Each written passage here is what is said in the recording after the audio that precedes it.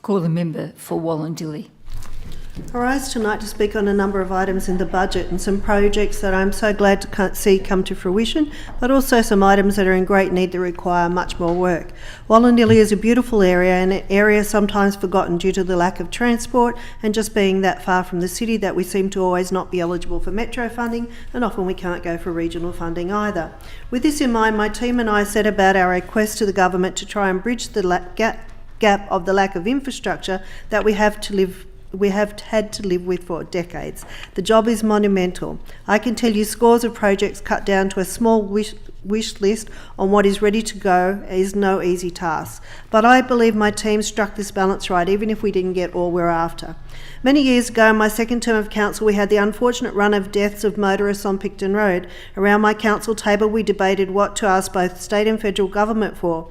Thankfully, the council aimed high and we demanded a separation along the road, and this started a project which is still funded today.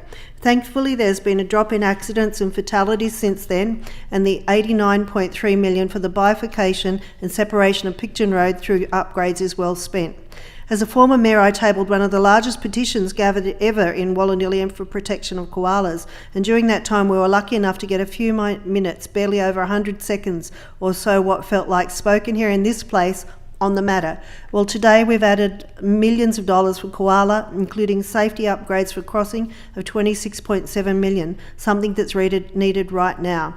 We also have the Georges River Koala National Park, and as Chair of Parliamentary Friends of Koala, I'm excited to see this established for future generations to protect arguably the cutest residents of Wollondilly.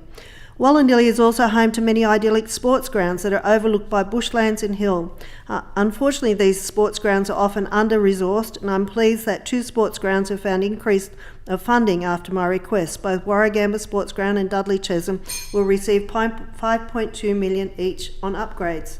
These upgrades will give a boost to the local clubs that are much needed and will free up funding and resources now to complete the work needed in Thelmere that Council has identified, including providing the hall that they have funding for from West Connects, without, of course, ripping up the Thelmere tennis courts. I also hope this will lead to Council listening to the community and their needs in all of the Wollondilly Shire Council area townships. There is no funding for a high school. That conversation is ongoing, but I welcome the announcement of the new Wilton Junction Public School and the upgrades to Wilton School. I also welcome the commencement of this work, which we are yet to see.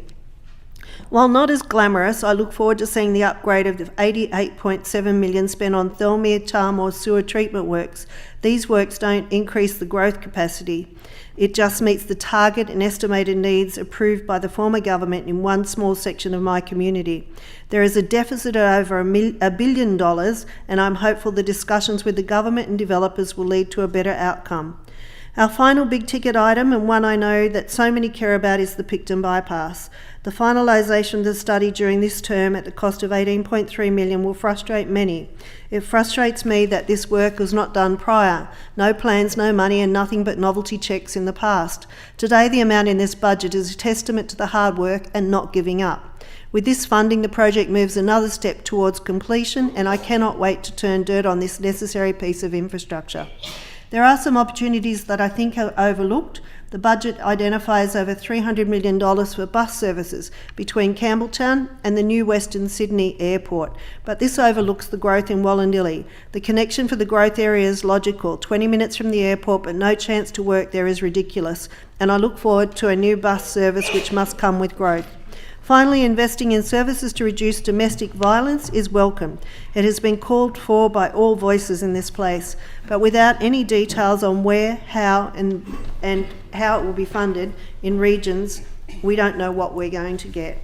We need more services in Wollondilly, and I'll be working more in this space in the years to come. Speaker.